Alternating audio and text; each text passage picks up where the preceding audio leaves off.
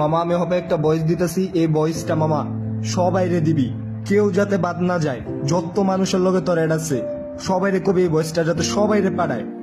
শেখ হাসিনা একটা জিনিস যদি খেয়াল করস মামা, খেয়াল করলে দেখবি শেখ হাসিনা কিন্তু জাতিসংঘের কাছে কইছে যে ওই আঙ্গরে রাজাকার কয় নাই, বা ওই আঙ্গ সুরক্ষার লিগা, ছাত্রদের সুরক্ষার লিগা ওই সেনাবাহিনী, বাংলাদেশের ভিতরে সেনাবাহিনী, র্যাব, বিজিবি এগুলা দিছে।